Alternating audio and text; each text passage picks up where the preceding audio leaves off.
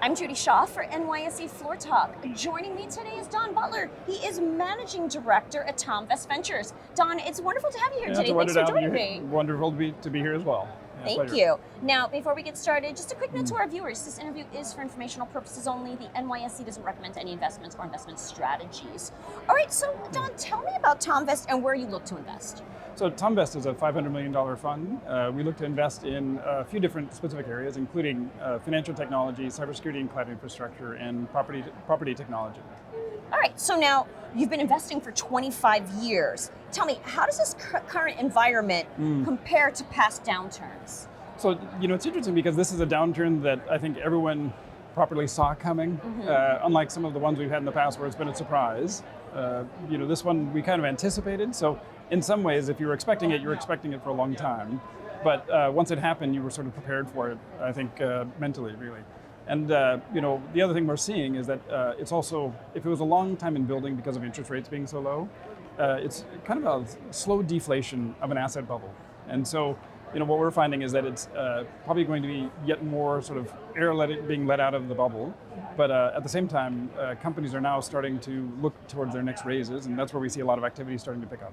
All right. Now, Don, tell me, how is the downturn in venture funding impacting later stage pre-IPO companies? So what's interesting is we've seen for a lot of our companies, there's kind of two later stage types of companies. We're seeing the best companies still performing according to their plans. We were just doing a business review this week, and it was very interesting to see that the plans for some of the companies, they're on plan for plans that they set like a year before, even 18 months ago.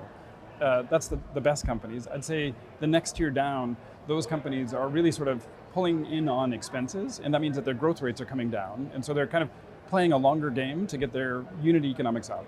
And so for those companies, we see a lot of them driving towards break even, but it's almost like a tale of two cities. You have sort of the top tier companies continuing as they were before, and sort of the next tier down adjusting for this new environment.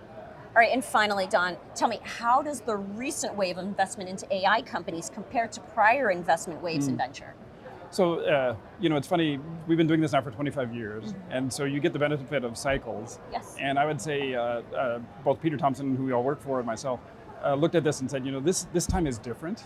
Like, this feels like a fundamental shift in technology. We've had the iPhone revolution, we've had e-commerce revolution, all these kind of things.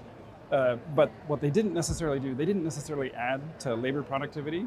What we're seeing with some of the AI investments that we're in the process on making right now is that they genuinely add to labor productivity. And when you do that, we actually think that this is going to be like the next 10 years, we'll see the emergence of some extraordinarily large companies on the par with like a Google or an Apple.